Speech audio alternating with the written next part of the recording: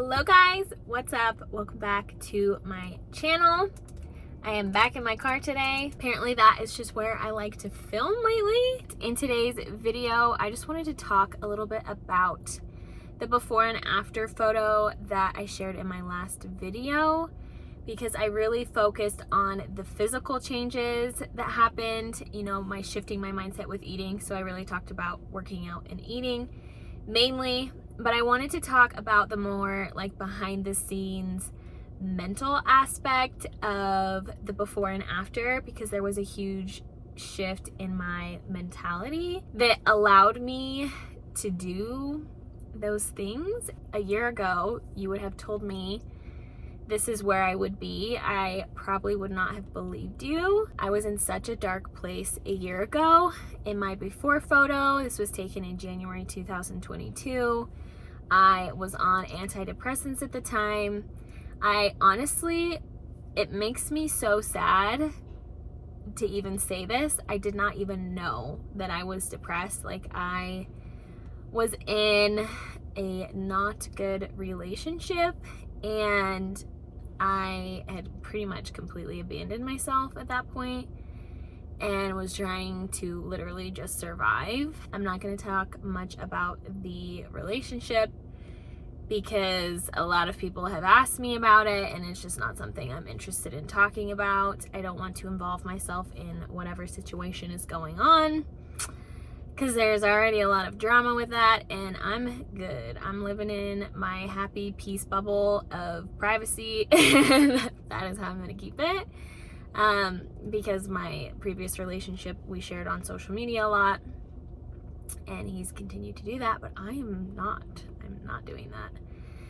And anyway, I didn't know in this relationship how depressed and sad I was until I had gone to the doctor, and they make you take this little questionnaire. I'm not exactly sure what it's called, but you basically just answer a lot of questions about how you're feeling.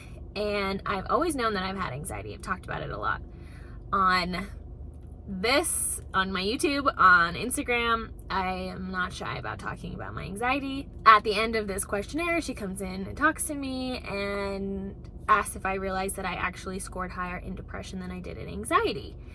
And that was like my major wake-up call that I was like, something is very wrong. I should not feel this way.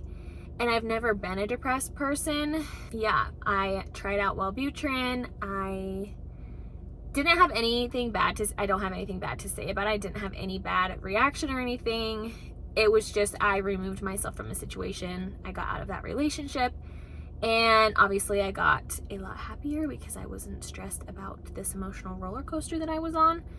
So a lot of my depression stuff went away. And so then I just started feeling numb and just my happy emotions were dampened, and I didn't like that. So obviously weaned off that. I'm not on anything for depression anymore because I feel like it was a very situational depression.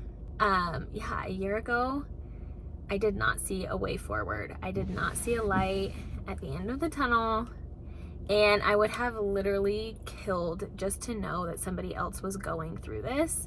So that's mainly why I'm making this video, just in case there's people out there that are, even if you're in the middle of the progress or transformation or whatever it is that you're going through, the trial.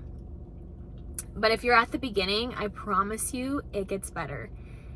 I was so hopeless. I was like, there's no way that I'm ever going to feel better about any of this. The main thing I would say that helped me start changing my mindset was working really hard on building my self-confidence, learning where to place my identity and where my value comes from, because previously my value was tied a lot to what other people thought of me.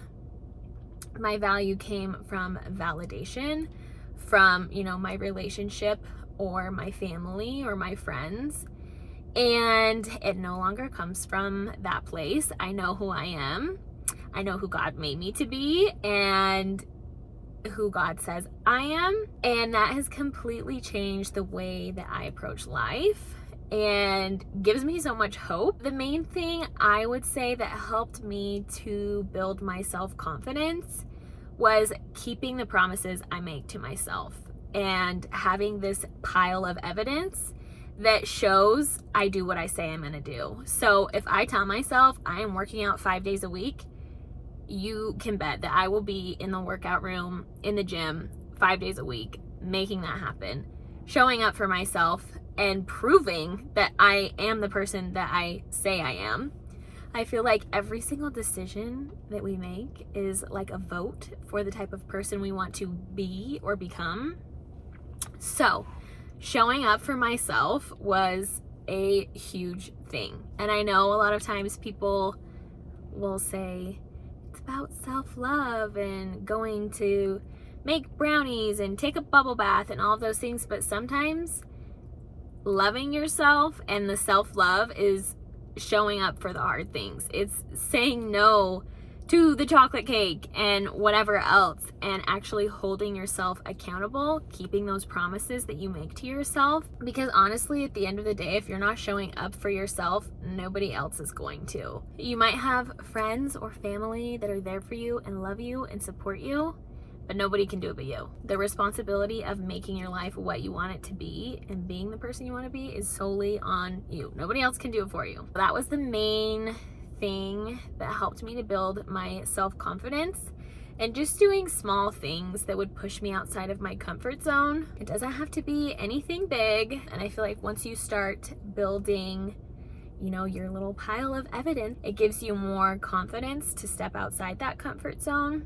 And once you do, I feel like it just gets bigger and bigger, and you can prove to yourself, like, I can do these things. I feel like we've become a culture of people that just want everything to be easy, and that's just not how life works. Going through the trial and triumphing on the other side is not as much celebrated, I feel like, as it used to be.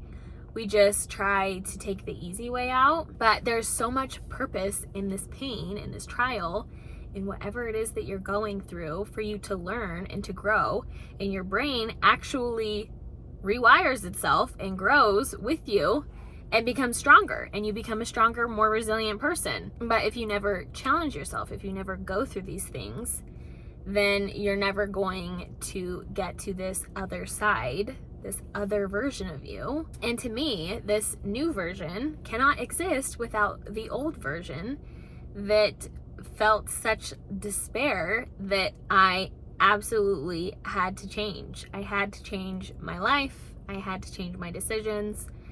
And so I'm still thankful for the hard things that I went through, and I see the purpose in going through those hard things. Because if I had just been kind of like in the middle ground, mediocre, I wouldn't have hit this bottom to where I was like, no, this has got to change.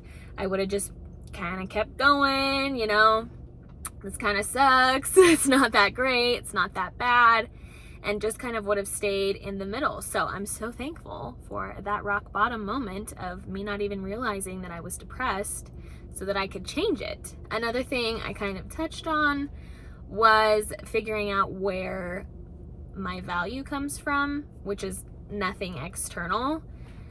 Throughout my life, as I have figured out where my value does come from and knowing my value in myself, I can look back and see exactly at different points in my life where my value was coming from, whether it was like a relationship or a job, or my ability to like make money, my ability to like prove myself to people. I would like do stuff that didn't even make me happy just to show up for other people and prove that I was like worthy of being loved. I hated that part of my life because I was never doing things I wanted to do. I was doing things for other people, and that is not a way to live your life. So when I was starting out, I looked up scriptures on identity and went through all of those. I printed out little cards, which I can honestly save and share like the PDF in the description below so you guys can print it out. But I went through and found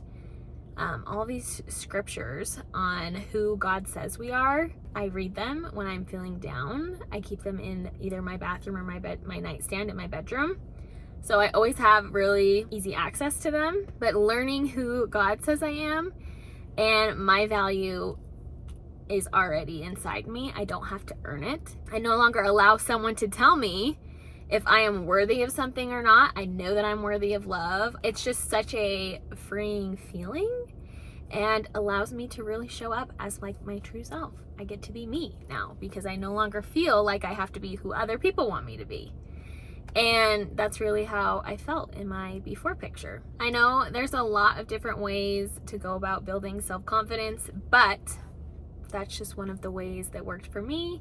Figuring out where my identity and value was as well.